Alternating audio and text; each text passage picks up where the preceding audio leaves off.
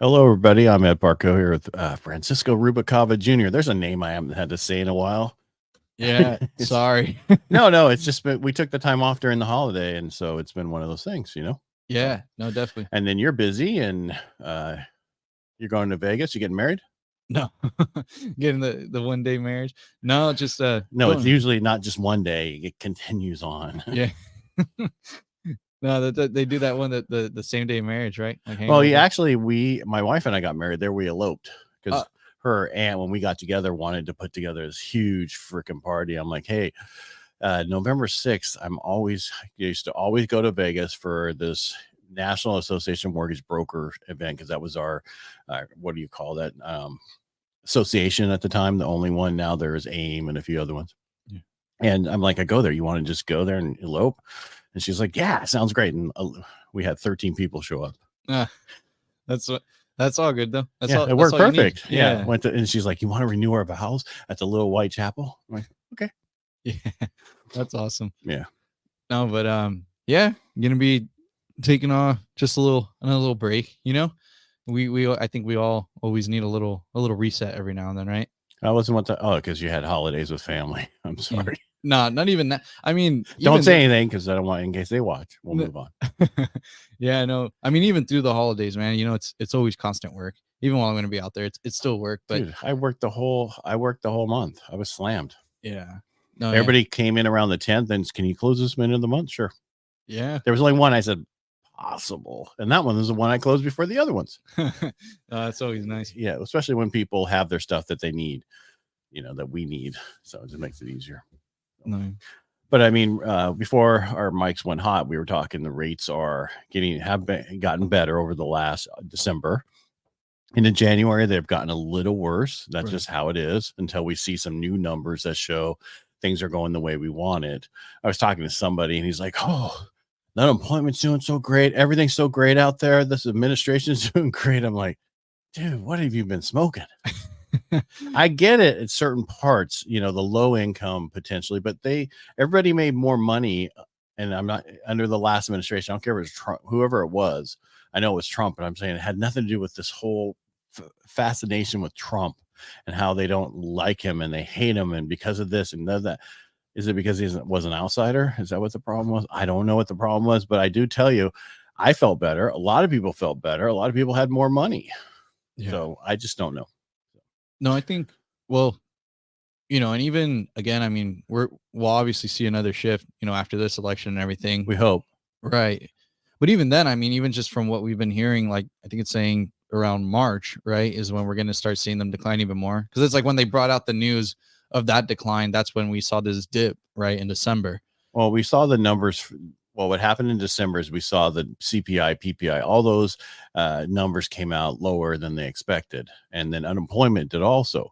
But the problem with unemployment is there's a lot of, if you read between the lines, there's a lot of people with multiple jobs. There's a lot of people who the government is the biggest sector with jobs. You can't have that. That's not good for economy.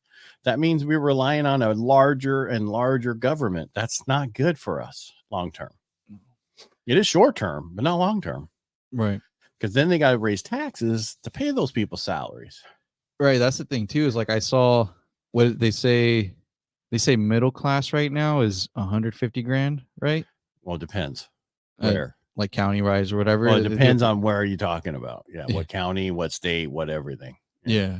I know it's like, I think that was like the average in like California, right? I don't know. It was like a recent, it was like a recent number I had seen that, pretty much it's like, that's the new, middle class income, and which is crazy. It's a lot of money. When the average person to buy a $400,000 home has to make $115,000, that's a problem. Right. And again, I mean, I think, we look back at like just the way that, the, what is it, like the base income or the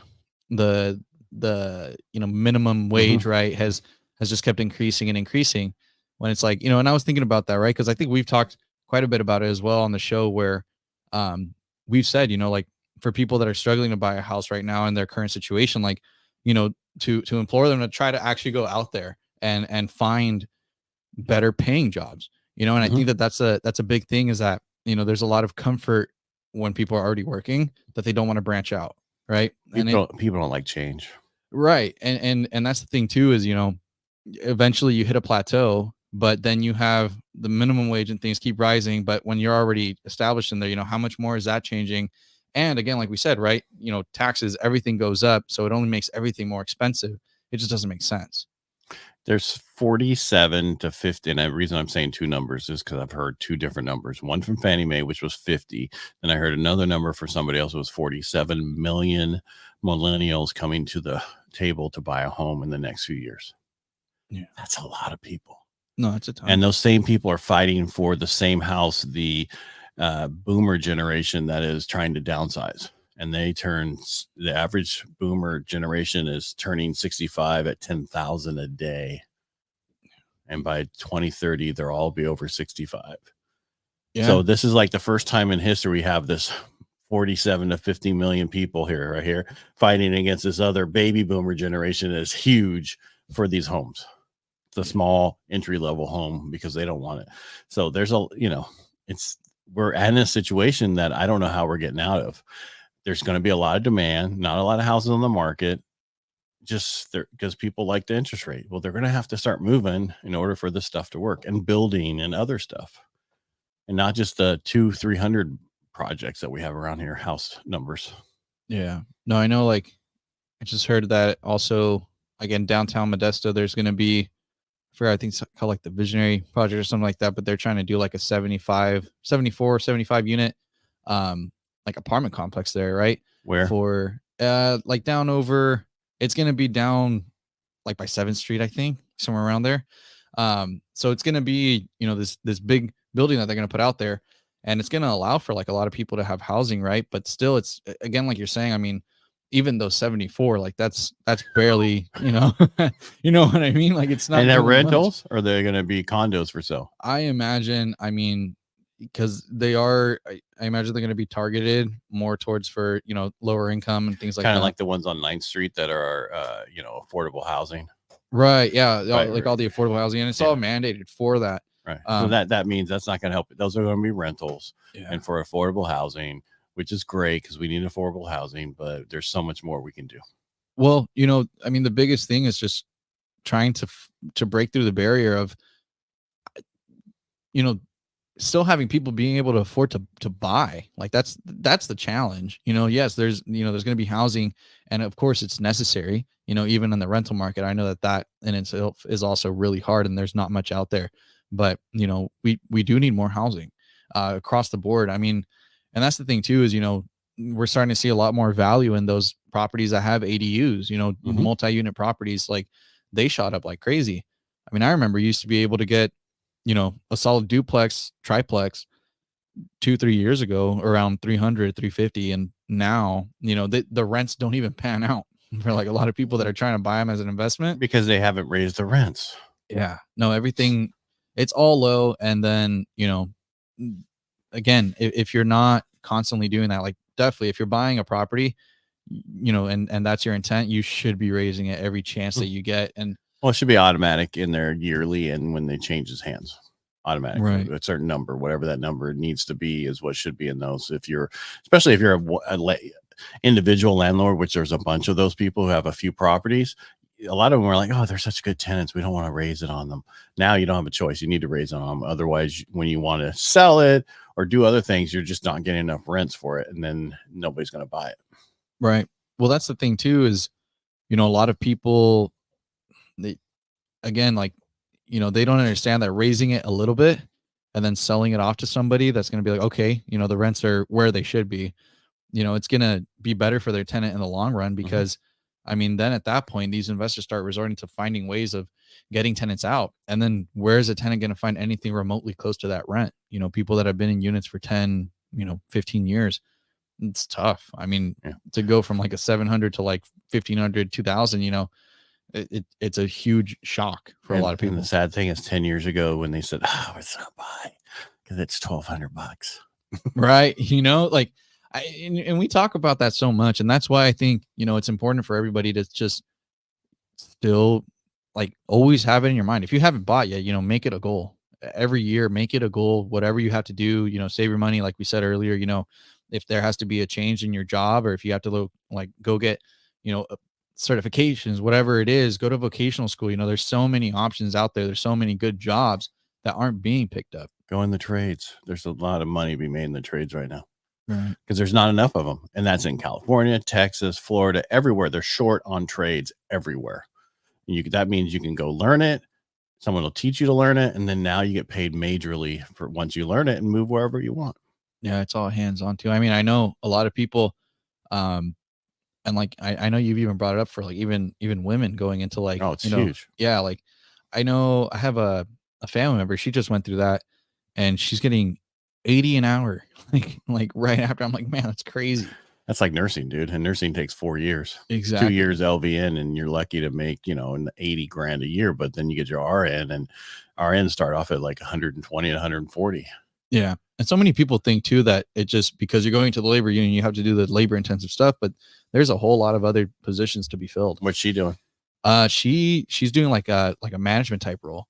So it's like I'm saying, it's like that's a great pay. Right. And to be able to just, have a similar job where, you could work at another company. Like we say this all the time, like even if you're working somewhere that's not paying as well, but you have that expertise, it's going to help you no matter what. It's you're still building your resume, but don't settle. Like go out there and see what you can do to create better income for yourself so that you're not left behind, because that's what's happening to a lot of people. Well, the whole raising minimum wage to 16 and then fast food's going to 22 or 20. Yeah.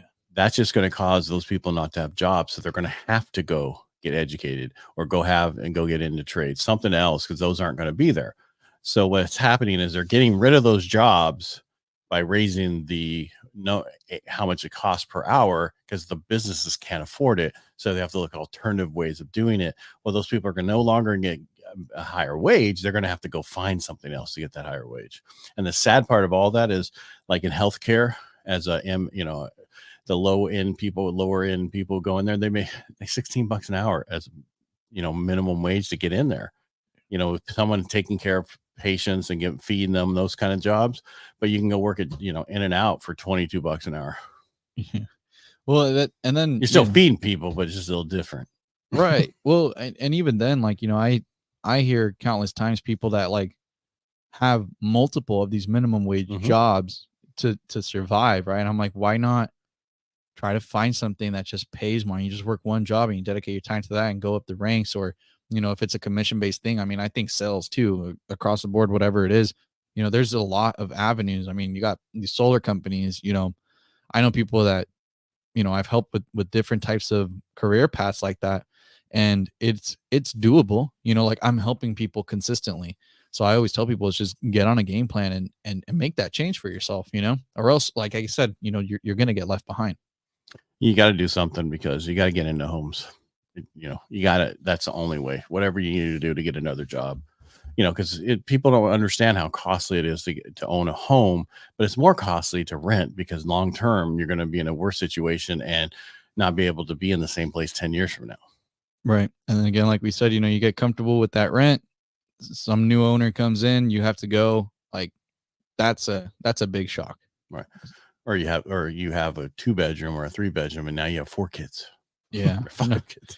Man, I have a listing right now in Keys, a 1-bedroom, 1 bath, 564 square feet. I had a guy go in there, his wife and 2 kids, like that's hard, it's, and that's what I'm saying is, that's not a rental, that's a purchase. Right. And what's the purchase price of that one? $300,000. And it's for sale right now? But it's how big's a lot? It's a 1/4 acre, and there's potential there, to build an ADU. Are you calling the right people to sell that? Well, that's what I'm saying. I'm always trying to, get people to understand, that piece of it. And then, we get the argument like, oh, well, I can go get a house in Modesto for $300,000 and have 3 bedrooms. And I'm like, no, yeah, you're going to be on Paradise. No, you're not. I mean, Paradise, dude, that not for 200. Yeah. Well, for 300, even then 350, 350, 400. Yeah, 400 now, because our median in Modesto is like 570. Yeah, no, it's tough. And again, that's why we do this, right? Is because we want to like help people understand, if you aren't doing something to work towards that, if you don't have a game plan, if you don't have any sort of plan of action in place, said it 2 times, say it third time, you will be left behind. You know, that's just the way that it's been year after year.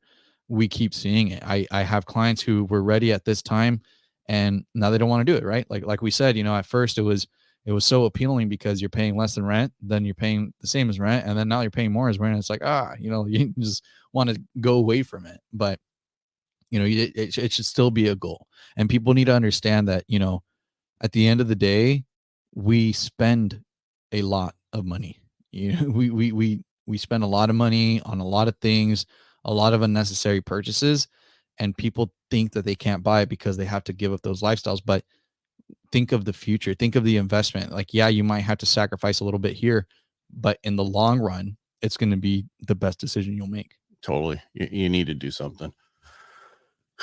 Because it's and think long term, not short term, like you were just saying. Right. I was getting while you were talking, I was getting a number for you.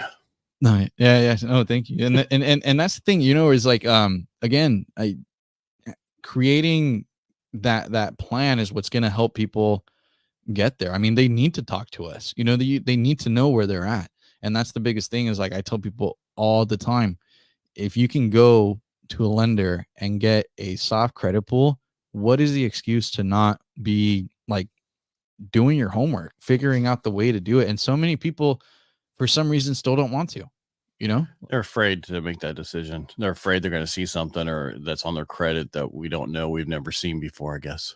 Yeah. Because it's not that big of a deal. I've seen so many things. I can fix them. No, time heals all. Yeah. And again, I mean, time in the market, and as rates keep getting better, you know, that's what people need to be banking on. They can't expect, you know, for it to be easy right away. No, you got to suffer a little bit, you know? Yeah. It's anything good is hard. Yeah. How about that? I'm going to leave right on that. It's a good way. So it's not easy to do this. That's why a lot of people don't do it, but it's really not that difficult either. That's why I wrote my book, and I'm not trying to tell you to go get my book, but if you do work with me, you'll get my book and you'll be able to understand what we're talking about. So much easier. Definitely. All right, sir. Thanks for coming in today. We really appreciate it. Missed you on Tuesday, but you know, thanks for coming in on Thursday, and you'll be back next week. Yes, next week, Monday. So we'll be back up and live on Tuesday. Sounds good. All right, sir. Thanks for being here. Everybody make it a great